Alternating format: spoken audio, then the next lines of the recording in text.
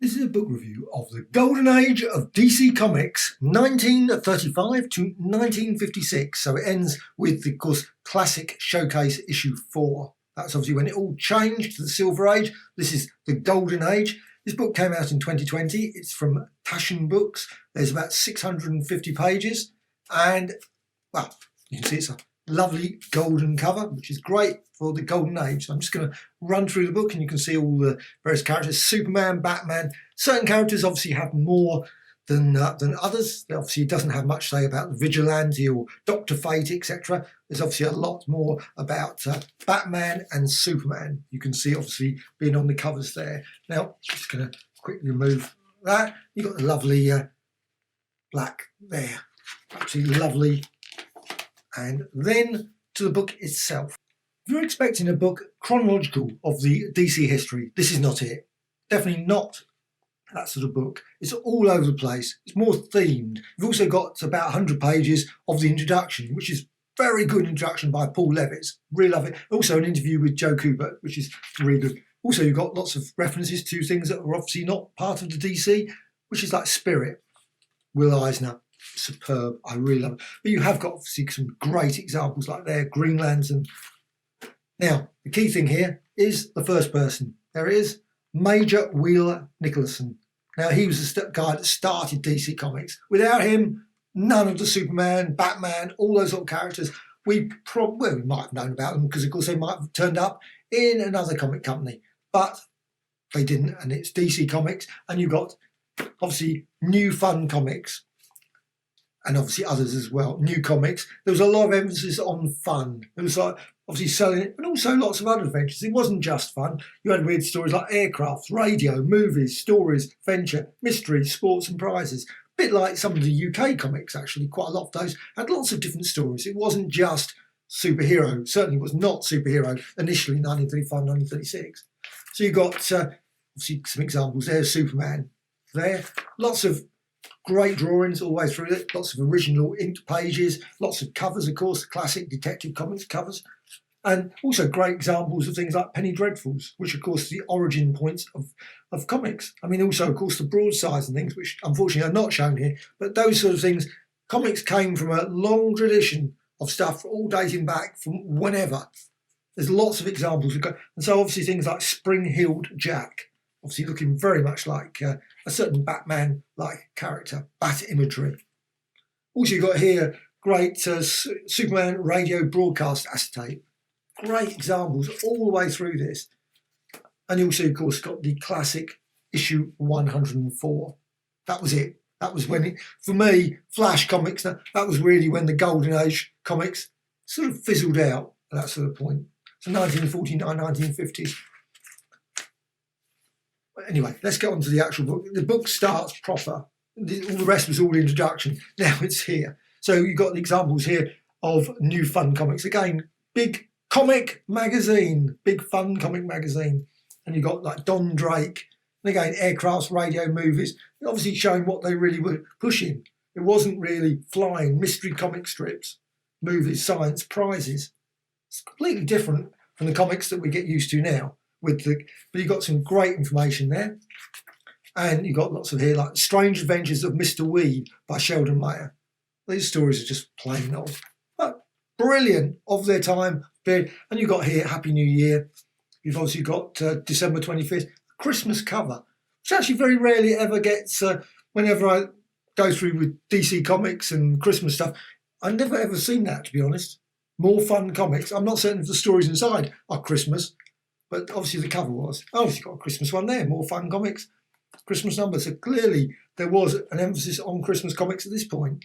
But there hasn't, not vast number of Christmas Golden Age stories, as far as I'm aware. You've got Adventure Comics, New Adventure Comics. Some beautiful action comics. Now, not all the early stories, of course, of covers of action comics featured Superman. You've got the early ones here, number 4, number 6, obviously a gorilla on the front cover instead. Detective Comics doesn't always. I love these bits. They've got lots of photos all the way through of like kids just reading comics. You could actually bring out a book of lots of pictures of people reading comics, and I would probably go, oh, that'd be good. 1940s, 1950s.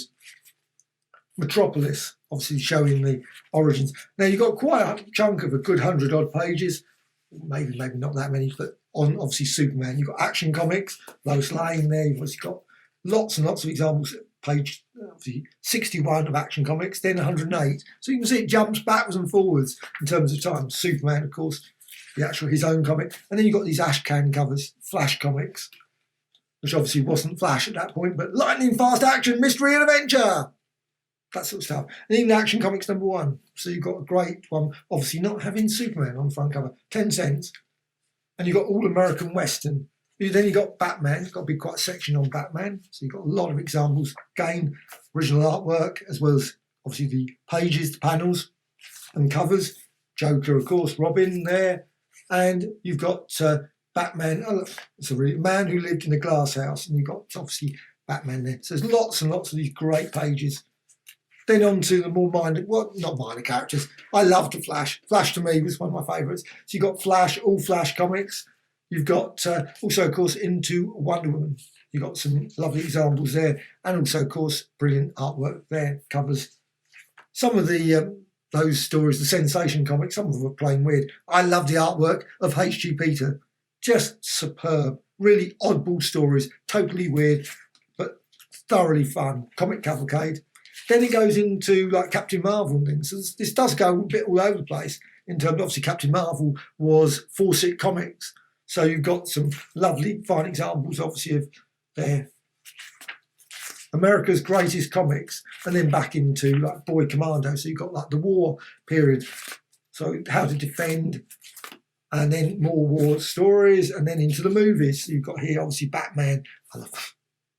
It's great picks there. And also you've got others. You've got like sports section here of all the sports stories, and you've got Will Eisner. I love Spirit. Spirit is one of my favourites. I love that. Sheldon Mayer, I would love to see a collection of all his works as well. Sadly, some of his work seems to be very obscure now, but to me, I think he was a superb artist. I would love to see, like there, I can't even read that, J. Rufus Lion. So you've got a lovely example there of his, that should be in a massive big omnibus edition of Sheldon. You've got Black Hawk, obviously from Quality Comics, of course now part of DC. So you've got Black Hawks 37, 52, Torchy, obviously something's going backwards and forwards. That's what I mean in terms of story. But of course they didn't exist separate. You had the newsstands would have been piled up with like Torchy, with Johnny Thunder, Black Canary, Plastic Man. All these stories are all coming, so it all fits in with that sort of world. And I love some more ones there. Showing an example, obviously Superman there on the floor, just tucked away there. It's been wrecked there. Rusty, of course, that Rusty comic. I look at the comics there, piles of them. God, absolutely glorious. And of course, it's always hard to work out what they are, which covers. There's always people often put on online. You've got to various Facebook pages. People will put comments saying, "I think that was cover from," because of course this must have been the period, so you know certain what date it would be. So it says circa 1947. So you could probably work out which comics they were, and also, of course, you've got the. So they can be worked out. Girls love, so it says romance sections as well. Of course, you had romance. But I love this one, All Star Comics 15. That's just great with all the. You got Wonder Woman there, obviously with Hawk Girl and Hawk Woman. Obviously, Spectre Woman. So obviously a mix of characters. Obviously, throw the Star Woman as well was in there as well. Star Girl. Melody Lane. So some of the comics they were changing. They went away from doing that sort of pure superhero. So you could see like westerns kicking in at this point. Westerns and also crime, of course. Danger Trail, Big Town, Gangbuster. So again, like I say, going all over the place. You've got here All Star Comics, 1355, All American, and then you've got a section on science fiction. I love the science fiction comics. Sadly, science fiction comics sort of always had a bad, never done well in comics for some weird reason, but I've always enjoyed those. Also, you've got lovely tour, the Marvel family.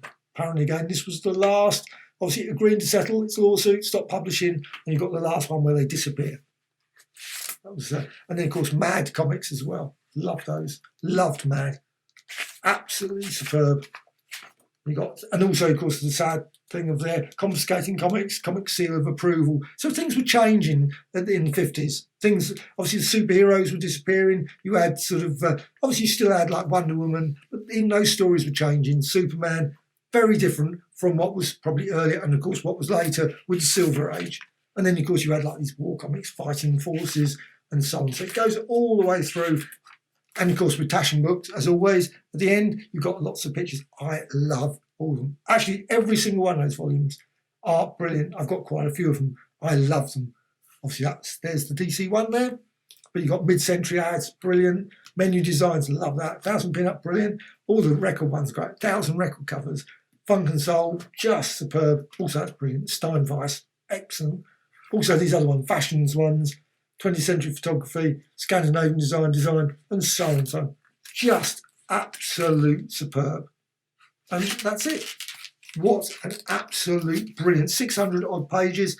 Just a classic collection, predominantly all in colour, but obviously a lot of black and white as well, and just full. You can see the size. It's a fairly small size, so you can see, you can hold it around. It's not like some of the real massive Taschen books that literally you sort of like collapse. Your house would collapse with them because they're so big, but they are awesome. There's like the EC Comics one they've just brought out. I really hope they bring out one in this size, VC one. I love those big ones, big volumes, but I just think I actually quite like these small ones. They're more compact, easier. You can just sit and read them in bed and all those things, whereas you're not getting crushed.